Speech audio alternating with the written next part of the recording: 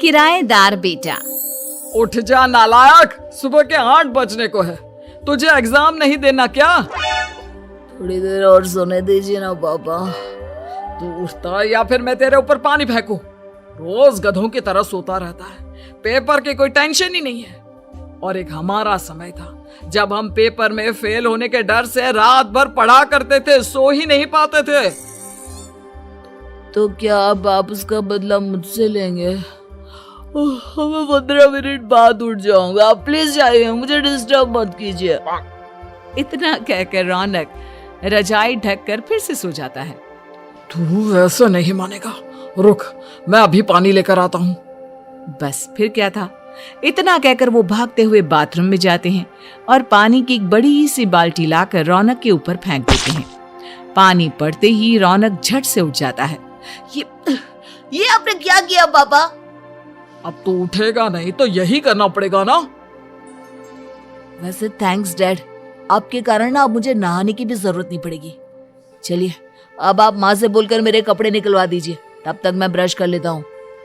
वैसे कल ना आप एक काम और करना, नहलाने के साथ साथ मुझे ब्रश भी करवा देना। ये ब्रश करने में ना मुझे बहुत आलस आता है।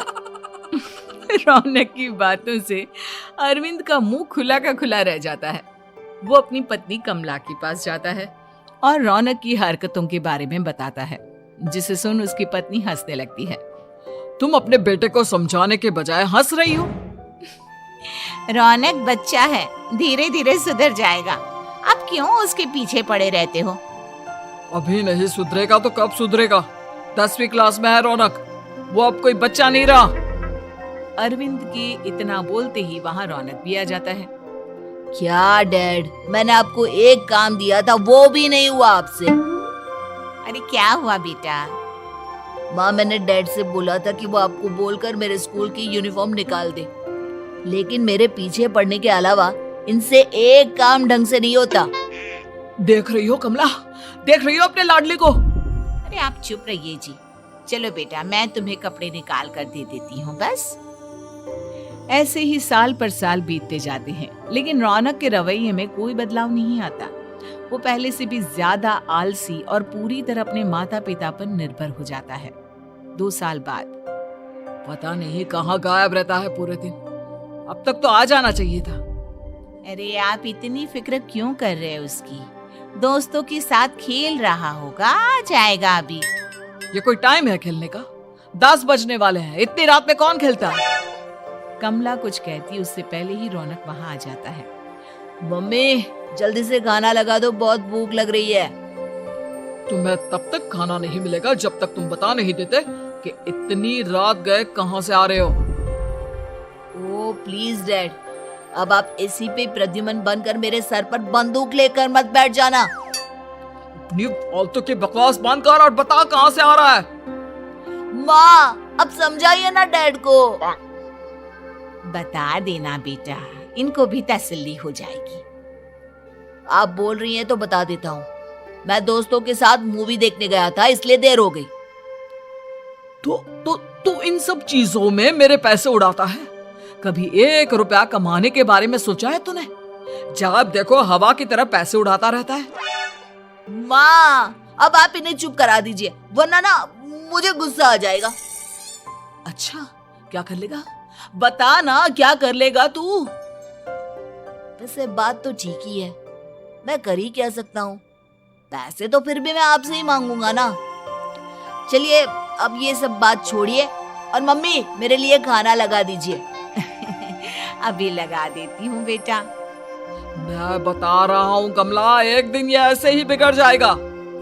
ओफो, आप क्यों इतना पीछे पड़े रहते हो मेरे बच्चे के? बात की बाद में देखेंगे, अभी आप शांति से उसे खाना खाने देंगे। अगले दिन डैडी मुझे 10,000 रुपए चाहिए। हाँ? अब इतने पैसे क्यों चाहिए तुझे? डैड आप बिना सवाल किए कभी पैसे नहीं दे सकते क्या? जब तक तू बताएगा नहीं तुझे पैसे भी नहीं मिलेंगे। अरे अब आप अपने बेटे को पैसे भी नहीं दे सकते? नालायक, तेरी उम्र के लोग नौकरी करते हैं और एक तू है जो नौकरी करने का नाम ही नहीं लेता कभी। आप लोगों के होते हुए भला मैं नौकरी क्यों करूं? अरे हम कब तक पैसे देंगे तुझे? तुझे भी तो अपने पैरों पर खड़ा होना होगा ना। कौन सा उधार के पैरों पर खड़ा हूँ? अपने ही तो पैरों पर खड़ा हूँ मैं। इसी तरह रौनक दिन प्रतिदिन लापरवाह होता जाता है। उसकी लापरवाही को देखते हुए अरविंद और कमला अपने बेटे की शादी कराने का फैसला लेते हैं और 1 महीने के अंदर अंदर ही रौनक की शादी मेघा नाम की लड़की से करा देते हैं। शादी के कुछ दिन बाद रौनक, मुझे एक अच्छी सी साड़ी चाहिए, आप ला दोगे ना? हाँ, क्यों नहीं। कितने तक की आती है साड़ी? यही करीब 5,000 तक की। तुम चिंता मत करो, मैं आज ही डैडी से पैसे मांगकर तुम्हारे लिए साड़ी ले आऊंगा। आप कब तक ऐसे ही अपने पापा से पैसे मांगते रहेंगे? कोई अच्छी सी नौकरी क्यों नहीं कर लेते आप?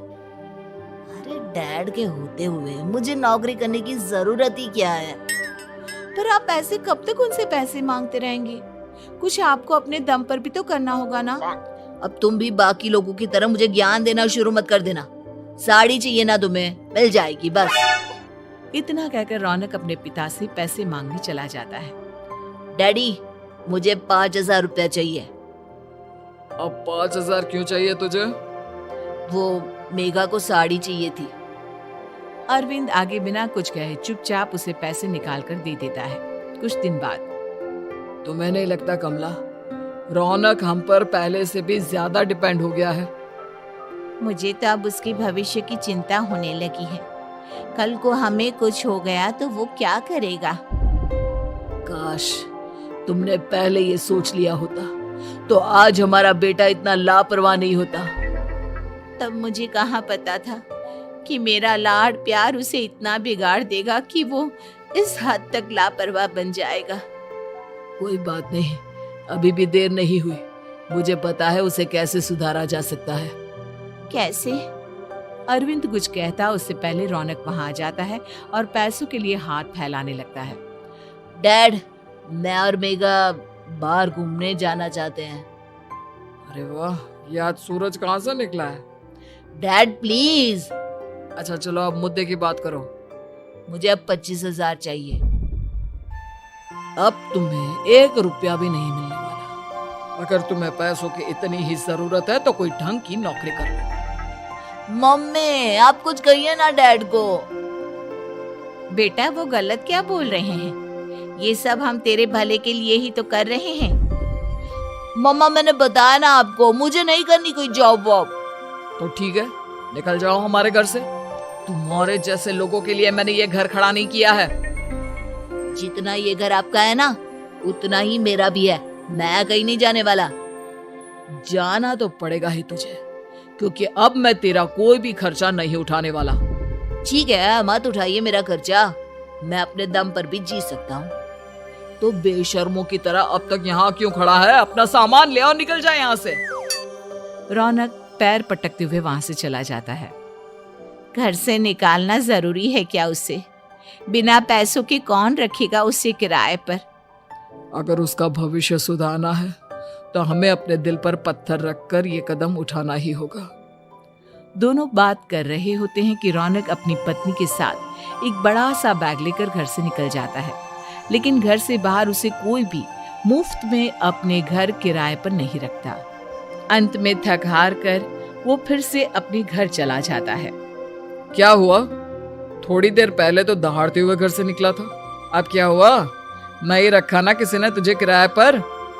डैड प्लीज, मैं कुछ दिनों में कोई अच्छी सी नौकरी शुरू कर दूंगा। आप तब तक तो हमें रख लीजिए प्लीज। सुबह से रात हो चुकी है लेकिन कोई हमें रखने को राजी नहीं है। अब आप ही बताइए, इतनी रात को मैं मेघा को लेकर कहाँ जाऊंगा? ठीक है ठीक है, बहू की वजह से मैं तुझे घर पर रख रहा हूँ, लेकिन तू इस घर में एक बेटे की नहीं बल्कि एक किराएदार की हैसियत से रहेगा। 3 महीने हैं तेरे पास। इन 3 महीनों के अंदर अंदर मुझे तेरी पहली तनख्वाह हाथ में चाहिए, समझ गया? पक्का डैड, इन 3 महीनों के अंदर अंदर तो कोई बढ़िया सी नौकरी ढूंढ ही लूंगा मैं। ऐसे ही धीरे धीरे समय बीतने लगता है और अरविंद के दिए 3 महीनों में से 2 महीने बीत चुके होते हैं। पापा जी ने हमें 3 महीने दिए थे, जिसमें से 2 महीने तो बीत चुके हैं। अब ये आखिरी महीना बचा है। अरे तुम चिंता मत करो, आज मेरा ना 2 जगह इंटरव्यू है, दोनों में से कहीं ना कहीं तो जॉब लग ही जाएगी। अच्छा, all the best. Raunak interview के लिए निकल जाता है, जिसके बाद शाम में रौनक घर आता है। कैसा गया इंटरव्यू? आपकी नौकरी लगी या नहीं? अरे पहले सांस तो ले लेने दो अच्छे से। बताइए ना, मुझसे तो जरा भी इंतजार नहीं हो रहा है। वो दरअसल बात यह है कि मेरी नौकरी तो लग चुकी है, लेकिन पैसे बहुत कम है। कितने पैसे हैं? 15,000। इतने में अरविंद और कमला मिठाई का डिब्बा लेकर आ जाते हैं। बधाई हो बेटा। हम जानते थे तेरी जॉब जरूर लगेगी। लेकिन मेरी सैलरी बहुत कम है मम्मा। कम है तो क्या हुआ, धीरे धीरे बढ़ जाएगी। हाँ बेटा, हम तो बस चाहते थे कि तू अपने पैरों पर खड़ा हो जाए। मतलब अब आप मुझे घर से नहीं निकालेंगे? नहीं, ये सब हमने तुझे जिम्मेदार इंसान बनाने के लिए किया था। Thank you mummy papa. अगर आप दोनों ऐसा नहीं करते तो मुझे कभी अपनी जिम्मेदारियों का एहसास तक नहीं होता। आज आपने मुझे सिखा दिया कि इंसान का अपने पैरों पर खड़ा होना भी जरूरी होता है। इतना कहकर रौनक झट से अपने माता पिता के गले लग जाता है और अपनी कमाई की पहली तनख्वाह वो अपने माता पिता के हाथ में सौंपता है। इस तरह रौनक एक गैर जिम्मेदार व्यक्ति से एक जिम्मेदार व्यक्ति बन जाता है। उम्मीद है कि आपको हमारी ये कहानी पसंद आई होगी। कृपया हमारे चैनल को सब्सक्राइब करें और सभी अपडेट्स के लिए बेल आइकन जरूर क्लिक करें। और हाँ, वीडियो लाइक और शेयर करना मत भूलिएगा। Bye bye.